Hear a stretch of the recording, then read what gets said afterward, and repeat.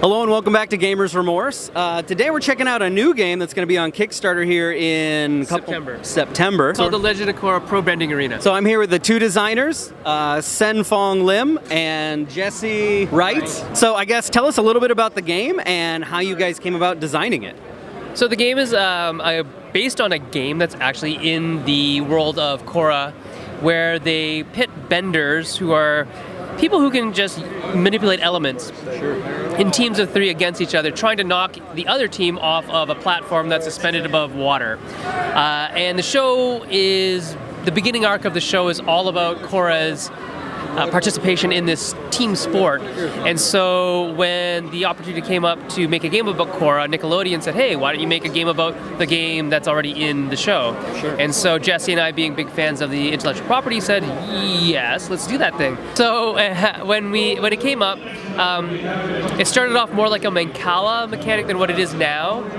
And we progressed through many iterations, play tests across all sorts of age ranges, player preferences, genders, etc., to come up with what we have today. And you'll see that later, where it's a lot simpler, more streamlined, and fast, and a lot of action and reaction to the opposite players' attacks on you. So it's a really fun, very high impact game that we hope people enjoy if they enjoy that kind of 2-player tug-of-war fight for ultimate supremacy and domination of the arena. I mean, yeah, super cool miniatures, which I'm sure they have or will be now presently showing you. The mechanics of the game, one of the other cool things that we did with it is the game is balanced and playable and fun right out of the box. So you can just take the teams as they are, match them up against each other, and go. But if you want to dig deeper, there is a lot of depth in that box that you can dig into. So I call it a deck building game, because while you're playing the game, there's a deck building element where you have a starter deck of low powered cards, and you can buy more powerful cards that you add into your deck by putting the cards on top of your deck, so they go right into your hand on your next turn. That's that high impact part I was Right, talking that's the about. high impact part. But then there's a prior layer of deck building where you can actually customize your private marketplace. Those cards that you're buying from, you get to choose which cards are going to be in there, or you could choose what cards are going to be in there. And then if you get all the expansions, we've got 4 other teams and rules for drafting players in and out of the teams, because each player actually has a dedicated set of cards. And so there's like tons and tons of depth to explore if you really dig the game, which I really hope you do, and really dig the IP. So. Yeah. Oh, I was just going to say that there's a lot of other stuff in there that we didn't even mention. For more advanced play, there's tricks. Each of the teams has a special icon that only they get access to, and that's how you could, with the draft rules, you can get access to more of them. Nice. So that each team plays very, not specifically, but it's asymmetrical, so each team has its own individual deck. Each character has their own individual powers. Every team also has, like I said, a special power that only that team gets access to. So if you play as Wolf Bats, if you know the lore, you understand that they're cheaters, and so they get all these things that allow them to cheat, but the cheating comes at the risk that they can be ejected from the game. If you follow the Fire Ferrets, the Fire Ferrets team is allowed to do this thing where they take enemy tokens, counter them, turn them around, and then attack back with them in the same turn, which is really powerful, but also based on how the cards play out, you'll actually know that it's coming as the enemy. So it's like, do I do this now? Do they have that card now? And so there's a lot of really nice push-pull going on between both players, and it's really exciting to watch. We'll enjoy it here. Yeah, that's really interesting that you mentioned variable player powers, right? And then variable team powers, basically, with the special icon that they each get. How did you go about designing for that depth of gameplay? Did it start there, or did it just sort of morph into that and say, hey, this would be really cool if we added in that extra layer? We had those layers in mind while we were designing, but we got the core system working first, and then we started to glue those layers on top, expanding it out. But like from a design perspective, we had to have it in mind from the start that we wanted to have this level of customizability in the system. So we had to make sure not to close those doors as we were getting the core system functioning and running smoothly. Yeah, we left a lot of design space open to those types of things where we can have different systems working together for different types of teams that access those little corridors differently. Sure. And both of us are huge fans of the Avatar Korra world, and so we kept on watching the episodes with pro bending over and over again to understand things like, oh, there's this one episode when Mako, who is a fire ferret firebender, after his teammates have both been eliminated and he's the last man standing, is able to take on the entire team. And so we've built him to be able to do that kind of thing based on movement patterns and attack patterns and his power cards. So the idea of going deep into the lore, going to the characters from the source, looking at them and saying, how would we represent that in game mechanics? That's kind of how deep we dive when we go into IP work. So we really enjoy that. We love the lore. We love the IP. We love Nickelodeon's take on this whole world and the writers, what they've imagined and realized. And we just want to put that on a tabletop for you guys to play. Sure. It sounds awesome. It sounds like you guys really baked in the theme with each layer of play. Yeah, so like Jessey said, we came in with the core mechanic first, which is, thematic enough as it is. Sure. But then each level, each iteration, we really wanted to get that more and more to the forefront so that you feel like if you're a tried and true Wolfbats player, you know your deck. You know what you can do. That's very different than the Fire Ferret's deck, very different than the Buzzard Wasps, than the Borcupines, and the Rabaroos, and the Buzzard Wasps. All those teams play very differently based on kind of a universal thought pattern that Jessey and I had, that this is what we want the Borcupines to all do. When they play, they should play this way. Therefore, all the characters are built sort of like this. And then each bender also has a kind of a pattern of play. So firebenders have a personality that they're very fast, mobile, and do a lot of damage. Whereas earthbenders are solid, don't move a lot, but can defend themselves very well and also defend other people very well. And waterbenders are kind of the middle. And they all have different attack patterns that we hope replicate the actual style of bending, where firebenders will drop bombs on people and earthbenders are chucking discs, and the waterbenders have these attacks that flow in and out. And so we hope we've replicated that somewhat as well, as best as we could without, 60 frames per second of animation, right? So, Sure. So there you go. We've got 4 other teams designed, balanced, and ready to go for the game. Yeah. Okay. So are those stretch goals, I guess, is the next question? Because this is going to be a Kickstarter. Yes. So that question would be better answered by Ross. Good answer. Yeah. Because, we design the games, but they roll it out how they like it. So with the Kickstarter coming up really shortly, I guess we're all going to find out really soon. But I hear there's some rumblings in the work that it's going to be a different kind of Kickstarter, maybe one that we haven't seen the likes of in a while, in terms of how people are going to get things that aren't, that it's stretch goals but not stretch goals type idea. But Ross can fill you in more on that.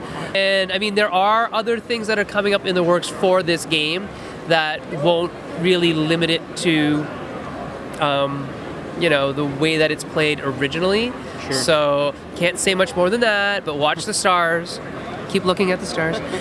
Watch the internet, and you'll see eventually what's going to roll out in terms of different modes of play. The way we set up this game is each team is made of 3 benders, an earth, a water, and a fire. And then you put your 3 benders in the middle spaces. You get your starter decks, you shuffle them up, you draw 3 cards. You have your market deck set up. Each bender's got their own source of better cards that you can buy. Flip one of each. Whoever goes first gets 2 chi, and whoever goes second starts with 3. That's the currency you use to buy bigger cards. So why don't you start? All right, so I'm going to start with Sen's organizing stuff. So what you do on your turn, you get a 3-card hand. You just play all of the cards. Of course, order matters. So every turn is a little puzzle, especially as the game gets going. So each icon on the card does a different thing. When you play a card, you just play the icons top to bottom, right? So this is a 1-power attack. This makes me move. That's a 1-power attack. So I'm just going to play out my hand here and quickly go through the things that are happening. So Korra's going to use High Tide. So she moves one space, and when you get movement icons, you have to move. All movement is lateral in your zone. You can't move across the gray lines. Because your goal is to push the opposing team off the back of the arena. And the only way thus that you go across the lines, you either get shoved back, or if you push everybody behind one line, your whole team advances. So that's how you move forward. And advance happens no matter how far back you've been knocked. Your whole team catches up. So it's a very powerful move. So Korra's going to move over here and make a 2-power attack at range 1. So I take 2 tokens and I put them in the space I want to target. Then Bo-Lin defends. There's no tokens in his space, so it doesn't do anything at the moment. Then he gets to make 2 separate 1-power attacks. And one important thing about attacks is you can't make them into a space that you've already got an attack of that type in. So if I want to get a big pile of tokens, I'm going to have to get the whole team to contribute. The other thing is that you can't put tokens in your own space, so you cannot defend yourself. Your teammates have to defend you, or you have to move out of the way. Yeah. So then Mako's going to go with Flash Fire. He's going to add a bit more power to Bo-Lin's attack. He's going to step over here, and he's going to put some more, and he's going to put a token there, just in case that Firebender tries to move out of the way. I've got some heat there to make him have to deal with it. All right, so now it's my turn. I get one chi. Oh, Jesse, you have to flip your card as a game timer. He might have bought a card using this chi, but it looks like he's going to save some chi up. So I get one chi at the start of my turn. I draw my hand with 3 cards, and I'm going to flop it down to play. Let's see what we can do. So I've got my Waterbender here, Tano. He has a River's Edge, 2 River's Edge, and I got a Radiant Heat for Shaozu, who's my Firebender over here. So it looks like I'm in trouble. Because I got a lot of moves and I don't have a lot of things to do that are going to actually make me survive. So we're in trouble here, but we're gonna do this. So Radiant Heat first to move Shaozu 1 space this way. Again, I could move into the same space as another bender, that's allowed. If that space gets hit, every bender in that moves back, so it's dangerous as well. I'm gonna do that. I'm going to do 2 attacks of 1 value into this space. When I attack into a space that has enemy tokens in it, they annihilate, so I clear them out. If I had any left over, it would stay there. So they counter 1 token to 1 token. Yeah. Now I'm going to use River's Edge to move Pano into that space, and I'm going to attack with 2 into another space. Let's see where I'm going to put it. I'm going to put 2 onto, let's attack Bo-Lin just because we can. So I have a range of 3. Range is by adjacent spaces. Adjacent spaces are anything with a shared edge or a shared corner. So that works that way. And now, because when you move, you have to move. If I plan to move on Tano again, I have to move to a space that he'd get hit in. So I'm just going to discard this card for more chi. I'm going to add up the chi to 5. Now I've got 5 chi to spend on my turn. Unfortunately, Jesse's attack was really powerful and spread out nicely, and I didn't get a great draw. So anywhere on my turn that has enemy tokens in, I take hits. So I'll take 1 hit here, I move Bo-Lin back 1 space, take that out. This has nothing, take that out. This has 1, so again, I'm gonna get pushed back 1 space. When you get knocked back, you get to choose where in that row the bender gets knocked back into. It's like a mini catch-up. So I might move him over here, so he's a little bit more able to be protective of the guy who's in the front. Because like in the show, once your whole team gets moved back, the other team line pushes all the way back up to this line. Even if they're from the back, way back there, right? So don't want that to happen, so I'm going to protect them a little bit. Now I've got 5 chi, I'm going to spend that all to buy Heat Wave, which is Shaozu's high-powered card. This is something Jesse's going to be in fear of. I'm going to lace him in the next turn. He knows it has a move. It goes to the top of my deck. So anything you buy goes to the top of your deck, instantly into your hand as power. I draw my next hand of 3, and we're ready to go after I turn my card over to set the timer up. And it's Jesse's turn. The goal for them is to obviously get involved. So really, that's kind of how the game plays. There's a couple extra special things. Each team has a special icon.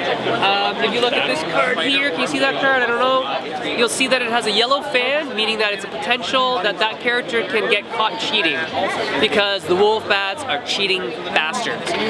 And if we use this Titan's throw from Ming, he's going to get, a referee is going to take a look at it and see if it's a good play. If we draw a yellow fan, which is right here, he gets a yellow fan token. If he gets 2 yellow fans, he's ejected from the game. Goodbye, Ming, okay?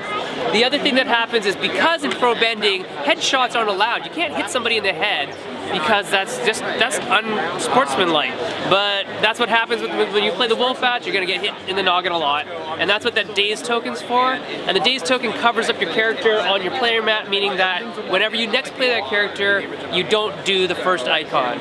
So if, let's say we we hit Korra and we dazed her, when she plays this card, she would not get to defend herself, making her a little bit worse for that turn. But then she'd get right back in the game and, you know, avatar up. Well, maybe not. Not legal. Not legal. That's not allowed. No airbending. Yeah. And then like I was mentioning before about depth, what we haven't played with are tricks.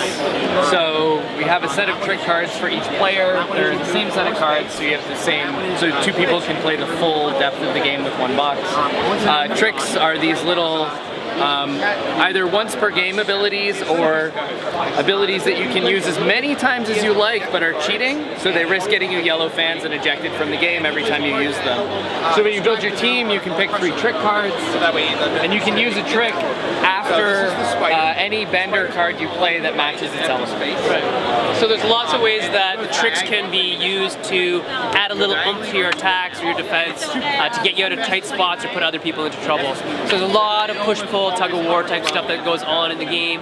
And the game ends when one team's officially all knocked off the arena, or if Jessey had advanced here and I was way back here, he would win at the end of the game if the game ended out by a timeout. The timeout ends when your decks are done. You start drawing referee cards. If a yellow fan comes up, the referee's called the match, and we're gonna go from there and just judge the match. There's no tiebreaker, so there's no one-on-one like there is in the show, unfortunately, because this game doesn't have the granularity to support that. But that's how you play Korra, Pro Bending Arena. It's pretty awesome, and we hope you enjoy it, and we hope you show your support on Kickstarter in September of 2017. And now that we're showing this, I've been cleared to say one thing kind of vaguely. The core box is a matchup between the Fire Ferrets and the Wolf Bats. That happens in a very important episode in the series, and it's got an explosive conclusion. If you watch the show, you'll know that something happens at the end of that match when the Wolf Bats cheat to win the championship, and then something happens. Yeah, and all I can say is we've accounted for that. Watch the Kickstarter. We took that into account. Yeah. Now we move on to the part of the interview where I ask more about you as designers. Oh no. Yeah, you guys weren't expecting that. No. So I guess my first basic question is, how did you guys get into board game design? It's usually not something someone pursues from an early childhood age. Sen, I know that you're a professor, as well as a DJ sometimes. Yeah, sure. Yeah, sure. How did you get into game design? From when I was a kid. Oh, so, really? Yeah. My favorite thing to do when I was a kid was play games, but also make new rules for games and kind of mash things together. But then also design my own games. I actually got a Facebook message from a friend a while back. He said, "Hey, remember that game you designed when we were in like 3rd grade that had airplanes and tanks and submarines and everything worked on a different level?" And I said, "No, but it sounds awesome. I'm gonna go make it again." And like my life is like that, where people say, "That game that you made in like 7th grade, that was awesome." So apparently I've been doing this for a while, just not getting paid. And apparently my school teacher should pay me more for all that kind of stuff. But I also had a really big problem as a student that I had so many ideas that I would never finish them. Sure. And one of the most enlightening moments in my life was when my special education teacher told me once, she goes, "You know what your problem is?" She was actually the mother of my girlfriend at the time, so it was quite funny. That you have all these ideas, but you never finish them because you finish them in your head perfectly, and what you make in real life doesn't live up to that expectation. And it's like, oh my God, you are correct. And so now I endeavor to go past that, and I bring other people into that, like Jessey as a co-designer, the whole team at IDW, to make a product that I could never make by myself. And so that's how I got into game design, was hacking other people's games to start then developing my own games, and really getting involved in the community from a young age. I was like playing Dungeons and Dragons when I was 6 years old, in the basement of a community college with like grown men. So my parents didn't know what to do with me, so they shoved me in the basement. Sounds like an awesome childhood, actually. It was actually pretty fun. Pretty fun. Yeah. And Jesse, what about you? How did you get into board games? Yeah, so I've always been an RPG player, but I didn't actually get into board gaming really until my master's degree. Met a friend who had a collection of, at the time, which seemed like a lot, 100 board games. Oh my wow, gosh. this is crazy. Yeah. Oh my gosh, this guy's got an embarrassingly large basement full of games he's never played. And at the same time that I was getting into playing board games, I was discovering that one of my really valuable outlets to balance my life, which was very focused on academics and getting a master's degree at the time, and later a PhD degree, was creating stuff. So I used to do creative writing when I was younger to sort of get that out. And when I started discovering board games, I realized, wait, these are games I can make. I don't have to learn to code to make something fun out of cardboard. I just need to stop cutting myself with scissors. So once I learned that skill, I had everything I needed to design board games. Oh, what? Of not cutting yourself with scissors? Yeah, that was a big, tough skill to learn. And so I started making some games. I made this goofy dexterity game called Zeppelin Strike, of which the print and play files might still be kicking around on Board Game Geek if you search. And Sen saw it and noticed that I was flagged as in Canada. And he was like, hey, you live in Canada. I live in London. Where do you live? And I said, I'm moving to London in 2 weeks to start my PhD at Western. And so we hooked up, and I realized, hey man, you can do game design as like a professional thing.